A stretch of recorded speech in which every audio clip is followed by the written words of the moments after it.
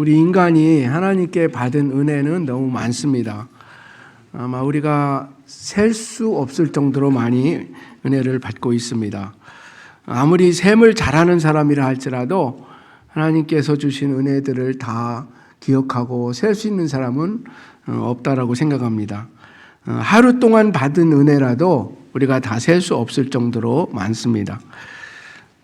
하지만 오늘 저는 그 많은 은혜들을 다 얘기하기 힘들고 그 은혜들을 이렇게 세 카테고리로 나누어서 세 가지 은혜에 대해서 말씀을 나누려고 합니다. 첫 번째 나누고 싶은 것은 일상의 은혜입니다. 일상의 은혜. 그러니까 우리가 보통 평범하게 살아가면서 누리는 모든 것들이 다 주님의 은혜라는 것입니다. 작은 것, 또 평범한 것도 다 주님께서 주시는 은혜인 것입니다.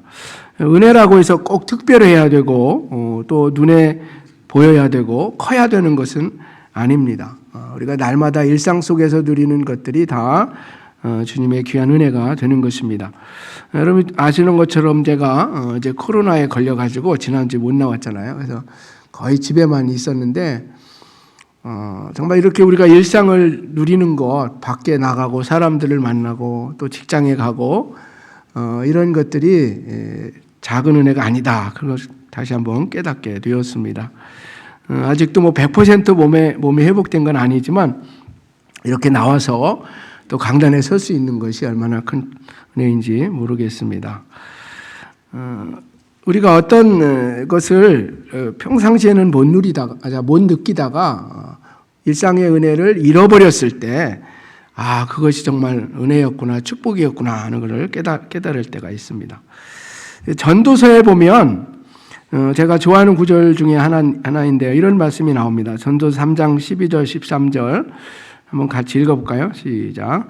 사람들이 사는 동안에 기뻐하며 선을 행하는 것보다 더 나은 것이 없는 줄 내가 알았고 사람마다 먹고 마시는 것과 수고함으로 낙을 누리는 그것이 하나님의 선물인 줄도 또한 알았도다.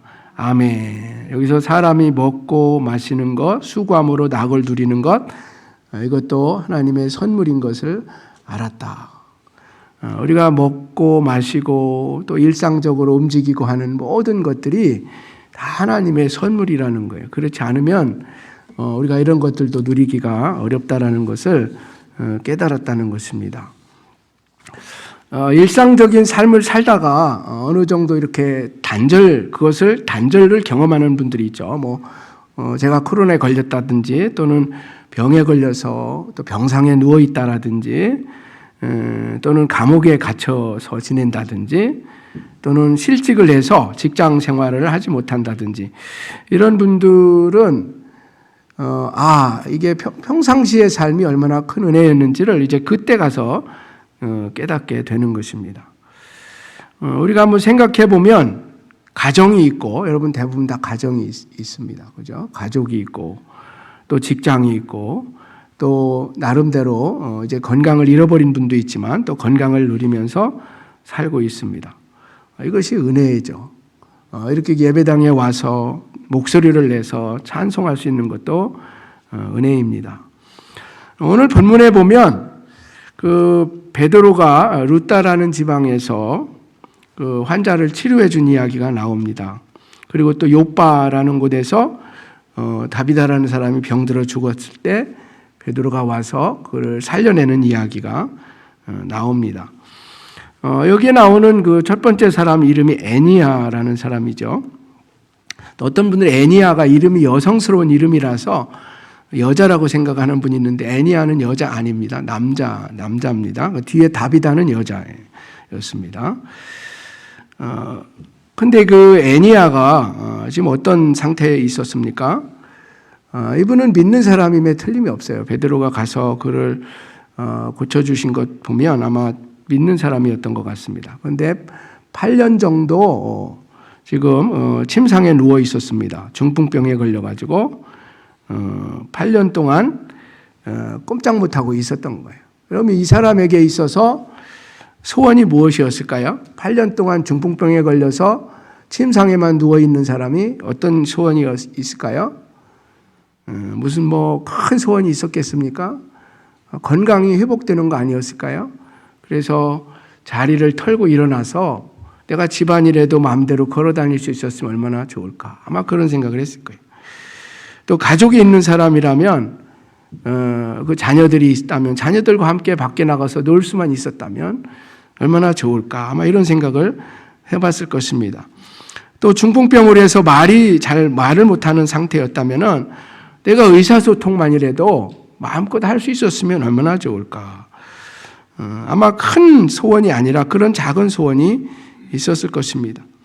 근데 베드로가 와서 그를 이제 치유해 준 겁니다. 예수님의 이름으로 일어나라, 자리를 정돈하라.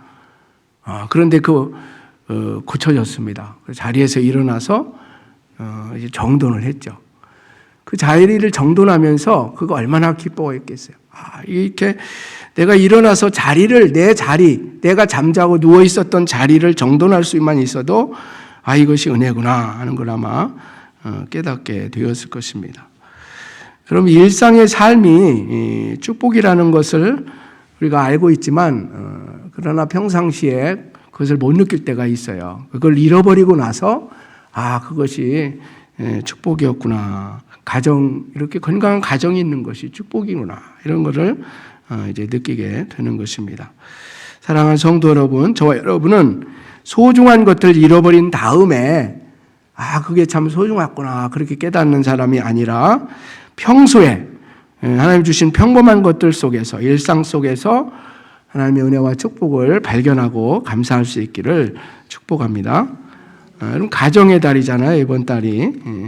그래서 가정의 소중함을 다시 한번 깨달으시고 하나님께 감사할 수 있었으면 좋겠습니다. 한국에서는 이제 오늘이 어린이 주일로 지키고 있죠. 다음 주일이 어버이 주일이고, 우리 자녀들로 인해서 우리가 얼마나 감사하고 있습니까? 우리 자녀가 있음에도 불구하고 우리는 뭐 건강한 자녀, 건강하지 않은 자녀, 뭐 똑똑한 자녀, 공부를 잘 못하는 자녀 이렇게 구분하면서 감사하지 못할 때가 있습니다. 그러나 정말 우리가 하나님의 은혜를 생각한다면 존재론적인 감사를 해야 된다고 믿습니다. 그럼 존재론적인 감사이 무엇인 것 같아요? 그냥 존재하는 것 인해서 감사한 거예요. 그러니까 뭐 자녀가 공부를 잘하고 못하고 그게 아니라 그냥 자녀임으로 인해서 하나님이 주신 자녀이기 때문에 감사하는 것이죠. 배우자로 인해서 또 감사할 수 있어야 됩니다. 여러분 배우자가 다 마음에 들지는 않을 수 있잖아요. 뭐 다 결혼 생활 해보시지만은 모든 것이 어떻게 내 마음대로 다 되겠습니까? 나하고 다른 점이 너무 많죠. 그래도 그 배우자 하나님이 주신 귀한 선물이잖아요. 그래서 배우자로 인해서 또 감사할 수 있기를 바랍니다. 오늘 우리가 이렇게 모여서 예배할 수 있는 것만 해도 얼마나 감사합니까? 또 여러분 직장 생활하는 거 얼마나 감사합니까? 행복을 멀리서 찾지 마시고 가까운 데서 찾으시고 일상 속에서 베풀어 주신 하나님의 은혜들을 기억하고 늘 감사할 수 있기를 축복합니다. 아까 솔로몬이 전도에서 얘기한 것처럼 우리가 먹고 마시고 어떤 수고의 낙을 누리는 것 이것보다 더 큰 행복이 어디 있겠어요. 이것도 큰 행복이라는 걸 꼭 기억했으면 좋겠습니다. 자, 두 번째로 나누고 싶은 은혜는 이제 치유와 회복의 은혜입니다. 일상이 축복이고 은혜이지만 살다 보면 이런저런 일로 일상을 잃어버리는 경우가 있습니다. 원치 않는 어려움을 만나게 되고 또 질병에 걸려서 또 잘 움직이지도 못하는 그런 상황에 놓일 수도 있습니다. 인간의 힘으로 어떻게 할 수 없는 그런 어려운 처지에 놓일 때도 있습니다. 이제 그때에도 하나님의 은혜가 주어지는데 그 은혜가 바로 이제 치유와 회복의 은혜인 것입니다. 사람들은 이제 불행이 찾아오면 그 원인이 무언가를 많이 따져요. 그리고 그 원인이 죄 때문이다 이렇게 결론을 내릴 때가 많습니다. 물론 이제 인간의 불행과 고난이 인간의 죄로 인해서 주어지는 경우도 많이 있어요. 그러나 꼭 그렇지 않습니다. 전혀 죄와 상관없이 불행이 그냥 닥쳐올 때가 있는 것이죠. 요한복음 9장에 보면 오늘 본문에 나오는 환자들도 마찬가지지만 그들이 무슨 잘못해서 다비다가 지금 병들어 죽고 또 애니아가 8년 동안 중풍에 걸려서 누워 있었던 것은 아니죠. 그런 건 아닌 것 같아요. 그리고 요한복음 9장에 보면 나면서부터 맹인된 사람 이야기도 우리가 잘 알고 있습니다. 태어날 때부터 세상을 보지 못하는 상태로 태어났으니 그 제자들조차도 저 사람은 누구 죄가 많은 사람인가 보다. 본인이 아니라면 부모의 죄가 그 자녀에게 저런 영향을 미친 것이 아니냐 그렇게 생각을 했어요. 그래서 예수님께 묻기를 그냥 당연히 누구의 죄 때문이라고 생각해서 누구의 죄 때문입니까? 부모의 죄인가요? 아니면 본인의 죄인가요? 라고 묻죠. 그때 예수님께서 아니라고 말씀하셨습니다.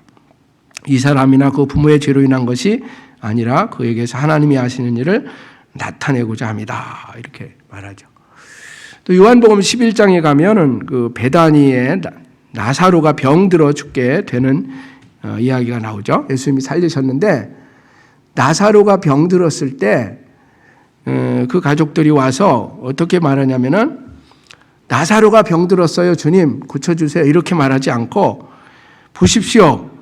주여 보십시오. 주께서 사랑하는 자가 병들었나이다. 이렇게 말해요. 주께서 사랑하는 자가 병들었나이다.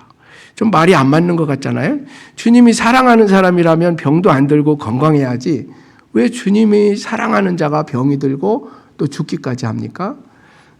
좀 말이 안 맞는 것 같아요. 그러나 이게 사실이죠. 사실 주님이 사랑하는 사람이라고 그래서 병에 안 걸리는 것도 아니고 죽지 않는 것도 아니고 또 불행이 닥쳐오지 않는 것도 아니라는 주님이 사랑하는 사람인데도 그런 일이 일어날 수 있어요.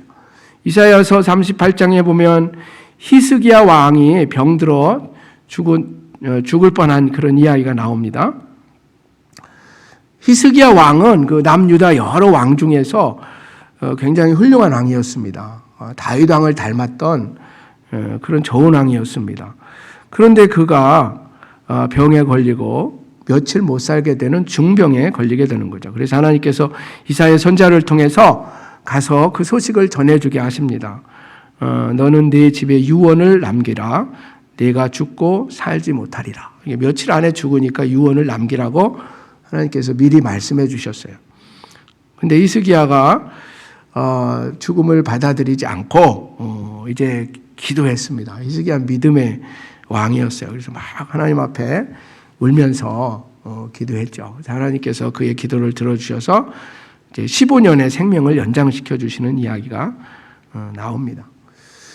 병이 드는 것이 어떤 죄 때문은 아니라는 거. 하나님이 사랑하는 자도 그럴 수 있습니다. 그런데 우리가 성경에 보면 많은 치유 이야기가 나옵니다. 복음서에 예수님이 병자들을 많이 치유해 주시죠. 사도행전에도 보면 베드로가 또 병자들을 치유하는 이야기도 많이 나옵니다. 오늘 본문에도 나옵니다. 그런데 우리가 알아야 될 것은 모든 병자들이 다 치유된 건 아니라는 거예요. 그러니까 그 시대에도 병자들이 얼마나 많았겠어요. 그런데 예수님이 모든 100% 환자들을 다 치유해 준 건 아니라는 거죠. 사도행전에도 사도들에 의해서 치유받은 사람도 있지만 그렇지 않은 사람들도 있을 겁니다. 오늘 본문에도 루다라는 곳에 애니아라는 사람이 이제 중풍병에서 나음을 받는데 거기에 병 걸린 사람이 애니아 한 사람만 있었지 않겠죠. 루다라는 적에 더 있었을 거예요. 그런데 애니아가 치료를 받은 거예요. 그리고 그 요바에서도 아마 병들어 죽은 사람이 많이 있었겠죠. 그런데 다비다는 특별한 은혜를 받아서 그 살아나는 경험을 하게 된 겁니다. 그러니까 다 치료받는 것은 아니라는 거예요.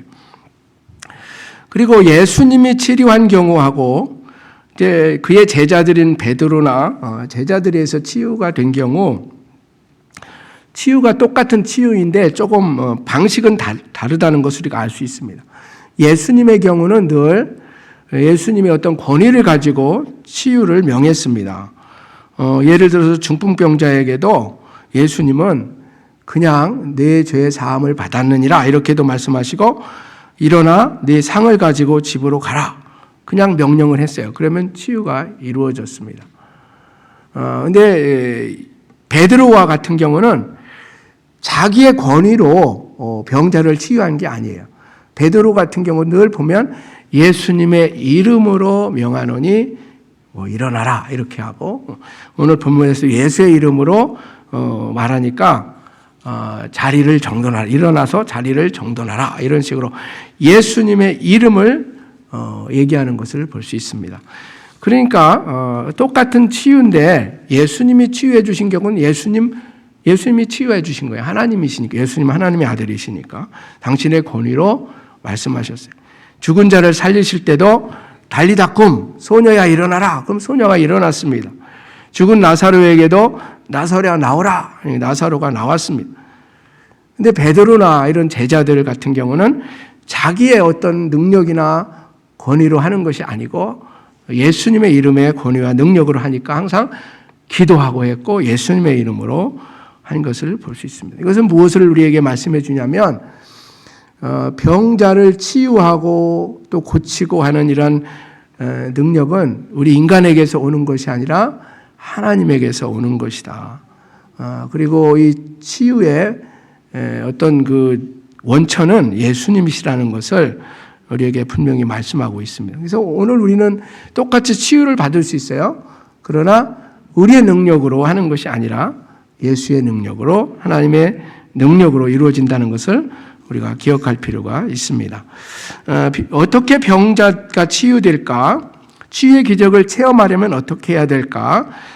몇 가지 생각해 보려고 합니다. 오늘날도 여전히 치유의 은혜는 일어나고 있습니다. 먼저는 오늘날도 기적은 계속된다라고 우리가 믿어야 됩니다. 그러니까 기적이 어떤 분들은 성경 시대로 끝났다 이렇게 생각하는 사람들이 있어요. 그렇지 않습니다. 성경 시대나 오늘 우리 시대나 그 차이는 아무것도 없습니다. 왜냐하면 하나님은 동일하신 하나님이고 동일하게 오늘도 살아계신 분이고 오늘도 역사하시는 하나님이시니까 전혀 차이가 없다라는 거죠. 그래서 2000년 전에 예수님께서 치유하신 그런 경우, 또 사도들에 의해서 치유가 일어난 경우, 오늘날 또 우리들의 기도를 통해서 일어나는 기적은 차이가 없다라는 것입니다. 하나님은 늘 오늘도 치유의 은혜를 베풀어 주십니다. 우리 교회 안에도 여러분 환자들이 얼마나 많습니까? 코로나에 걸렸던 분들도 굉장히 많죠. 그러나 대부분 다 치유가 됐어요. 그래서 하나님의 치유의 은혜는 계속된다는 거 우리가 꼭 믿었으면 합니다. 그 다음에 두 번째로는 치유를 위해서 기도할 필요가 있습니다. 그러니까 믿음으로 기도해야 돼요. 오늘 본문에 본 베드로가 다비다를 일으킬 때 어떻게 하였습니까? 오늘 성경에 보시면은 이제 요바에서 그 룻다에 있는 베드로를 이제 찾아오죠. 사람을 보내서 베드로를 데려옵니다. 그 베드로가 한 약 15km 정도 떨어져 있었는데 그 요바로 갑니다. 그리고 다비다 있는 다락방에 올라가서 이미 다비다는 죽어 있었죠. 어떻게 합니까? 39절에 보면은 이제 과부들이 막 울죠. 그리고 40절에 보면 베드로가 사람을 다 내보내고 무릎을 꿇고 기도하고 돌이켜 시체를 향해서 이르되, 여기서 무릎을 꿇고 기도하였다 이렇게 되어 있죠. 여러분 그 치유의 역사에 있어서 기도는 결코 빠질 수가 없는 것입니다.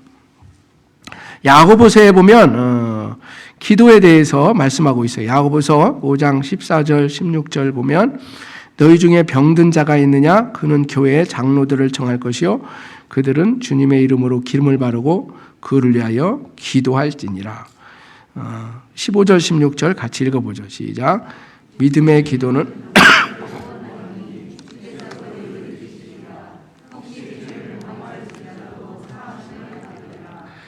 그러므로 너희 죄를 서로 고백하고 병이 낫기로 하여 서로 기도하라.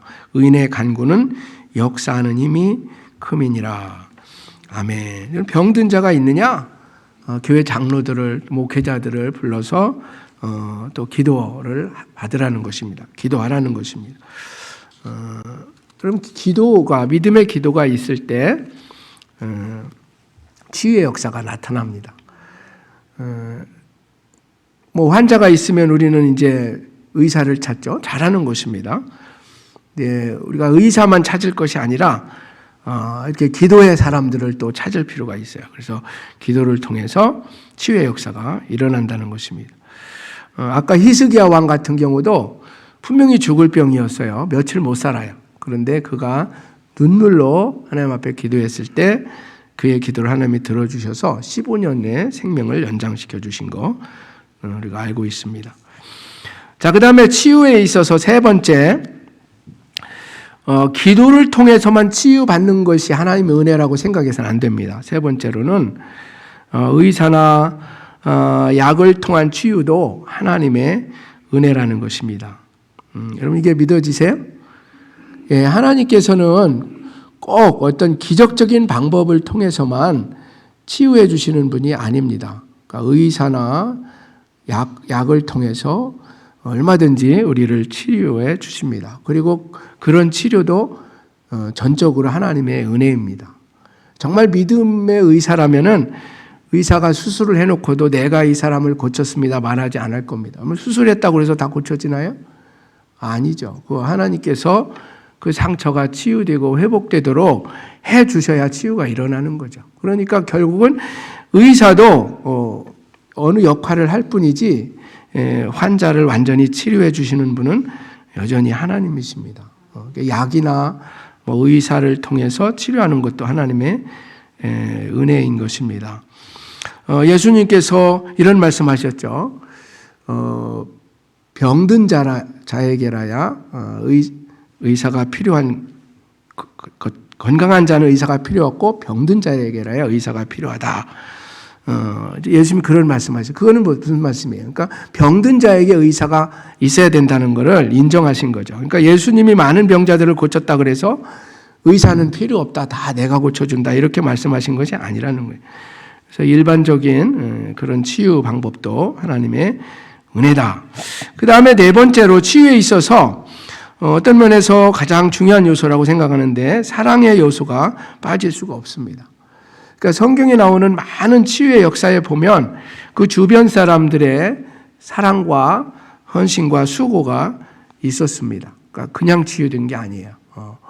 뭐 예를 들어서 예수님께서 어떤 중풍병자 치유해 줄 때 4명의 그 동료들이 그를 메고 와서 예수님에게 데려갈 수 없으니 지붕으로 올라가서 기와를 벗겨내고 뭐 달아낸 이야기 여러분 아실 거예요. 그 4사람의 사랑의 수고가 없었다면 어떻게 치유가 일어났겠어요. 오늘 다비다가 병들어 죽게 되었을 때 요파 사람들이 베드로를 청하러 갔습니다. 아까 15km 정도 떨어져 있다 그랬죠. 루다와 요파 사이에.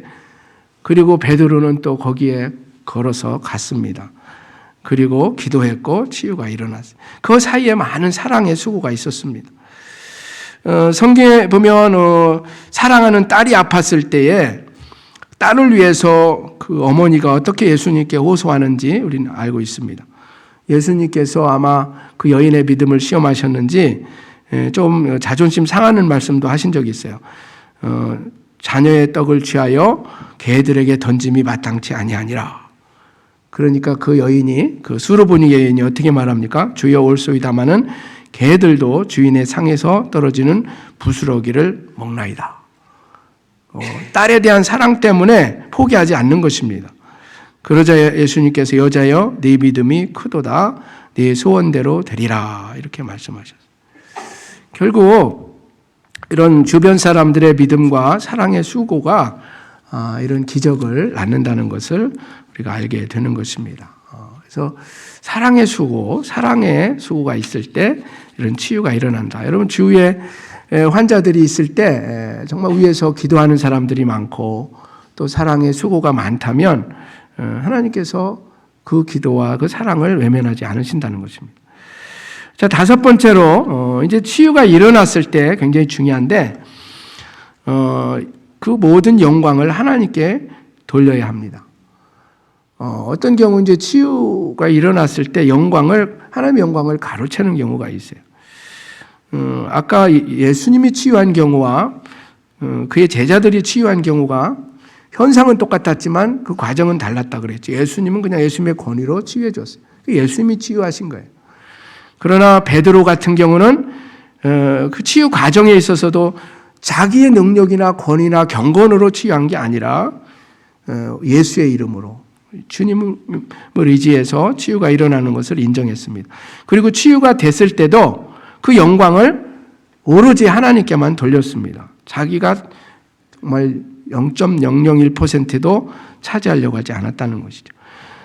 사도행전 3장에 보면 그 나면서 걷지 못했던 사람, 그 성전 미문에 앉아서 구걸하던 사람을 베드로가 예수의 이름으로 치유하잖아요. 근데 사람들은 예수님은 안 보이고 베드로는 보이니까 베드로가 그 일을 한 줄 알고 베드로에게 와서 관심을 갖잖아요. 어떻게 이런 기적을 행했냐고. 그때 베드로가 사도행전 3장 12절에서 어떻게 말합니까? 베드로가 이것을 보고 백성에게 말하되 이스라엘 사람들아 이를 왜 놀랍게 여기느냐? 우리 개인의 권능과 경건으로 이 사람을 걷게 한 것처럼 왜 우리를 주목하느냐? 왜 사람을 보느냐? 사람이 아니라는 거예요. 그러면서 예수의 이름을 16절에 얘기합니다. 같이 읽죠. 시작.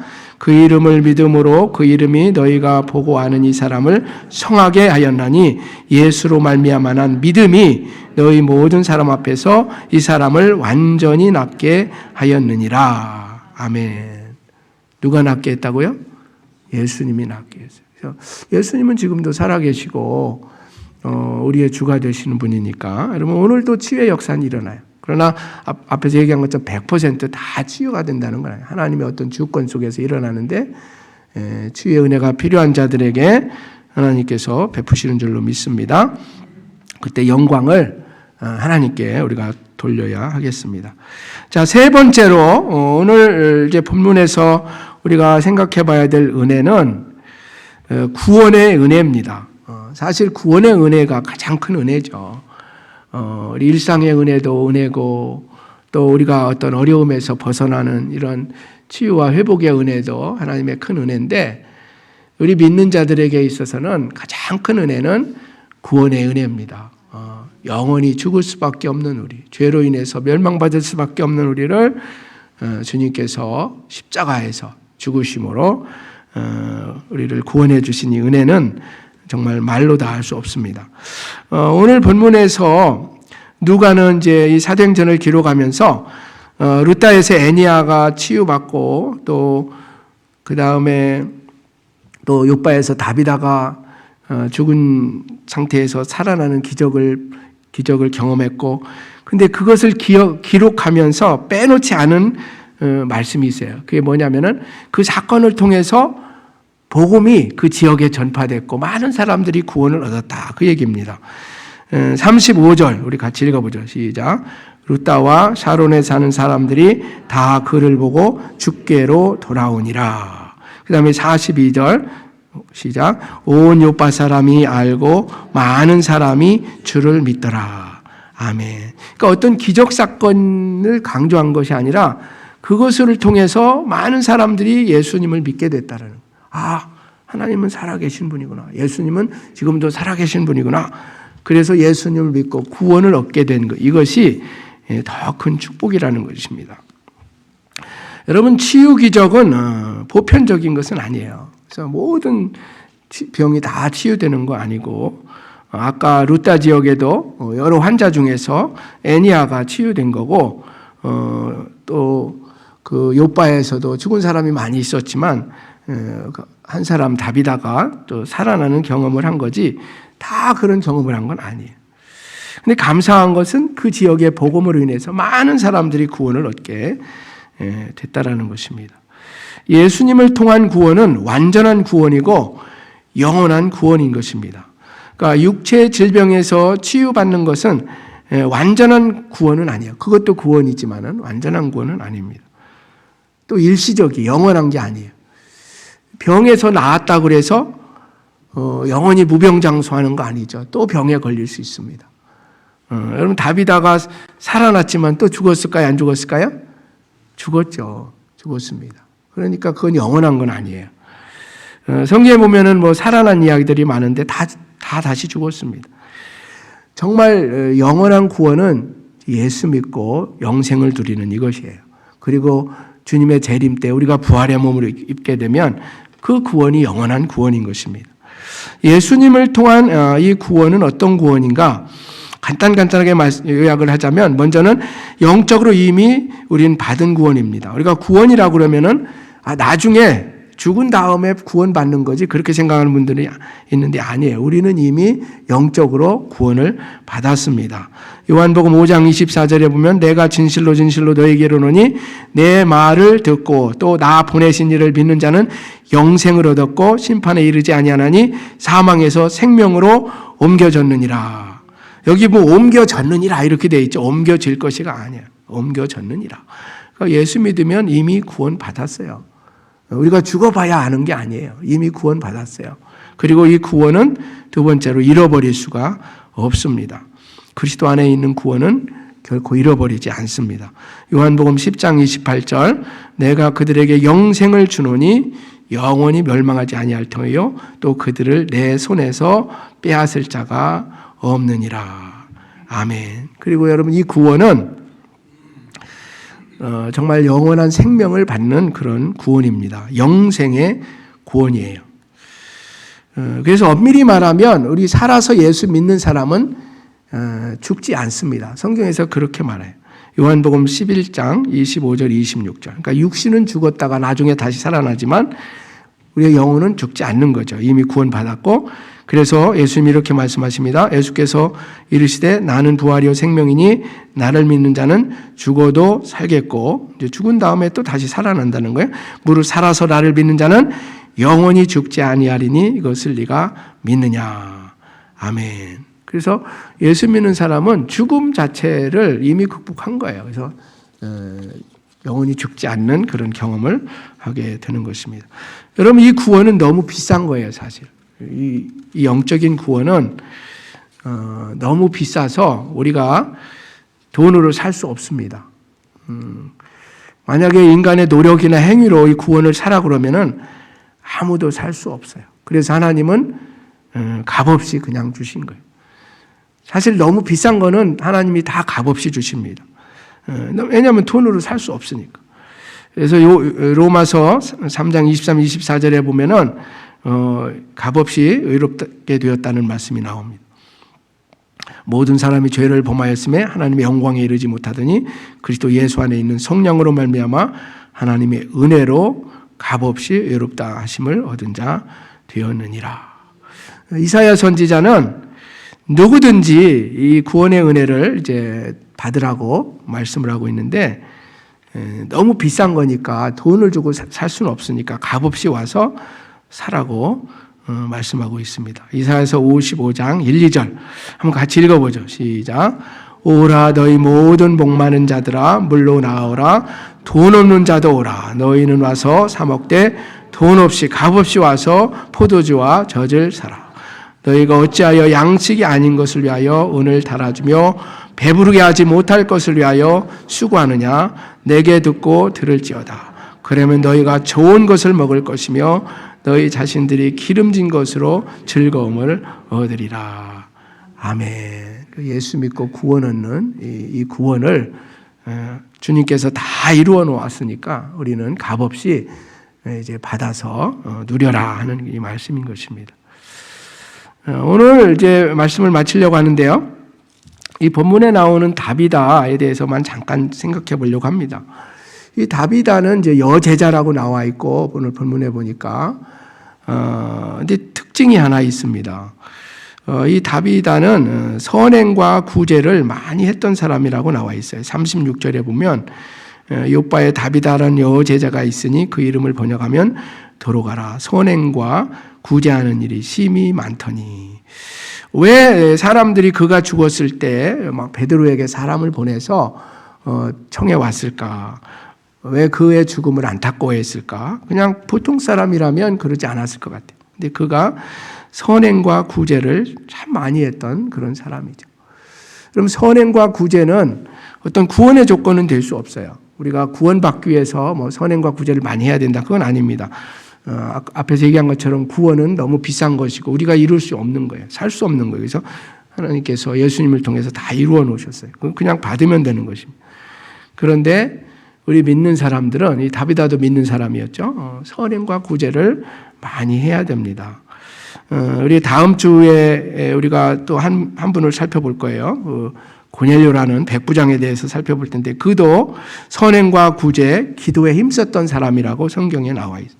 하나님께서 어떤 사람을 좋아하시는가, 어떤 사람을 통해서 일하기를 기뻐하시는가, 예수님을 믿고 구원받은 사람뿐만 아니라 선행과 구제, 사랑을 실천하는 사람이라는 것을 우리가 꼭 기억할 필요가 있겠습니다.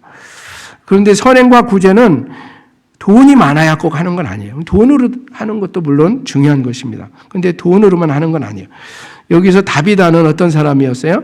여자였고, 당시에 돈이 많았던 사람은 아니었던 것 같아요. 자기가 할 수 있는 것을 통해서. 그래서 그 과부들을 위해서 옷을 만드는 그런 기술이 있었던 것 같아요. 그래서 옷을 만들어서 그 당시 가장 생활이 어려웠던 과부들을 도와주는 일을 많이 했던 거예요. 그러니까 다비다가 죽으니까 특별히 과부들이 나와서 그의 죽음을 애도하겠고, 베드로를 통해서 그런 다시 살아나는 경험을 하게 된 것입니다. 오늘 우리는 세 가지 은혜를 살펴보았습니다. 일상의 은혜, 우리가 살면서 누리는 작은 것들도 다 하나님의 은혜라는 거 꼭 기억해야 되겠고요. 그 다음에 두 번째로 치유와 회복의 은혜를 우리가 생각해 봤습니다. 지금도 우리 교회 성도들 가운데도 이 은혜를 구하는 분들이 있을 거예요. 주님께서 오늘도 치유의 은혜, 회복의 은혜를 주시기를 축원합니다. 그리고 세 번째로는 이 구원의 은혜, 가장 중요하고, 이 은혜는 우리가 다 받았어요. 이 한 가지 은혜만으로도 우리는 평생 감사해도 다 감사할 수 없습니다. 주님의 이런 은혜들을 기억하시고 늘 감사하시고, 또 이런 구원의 은혜를 또 나누고 베푸는 그런 삶을 살 수 있기를 주님의 이름으로 축원합니다.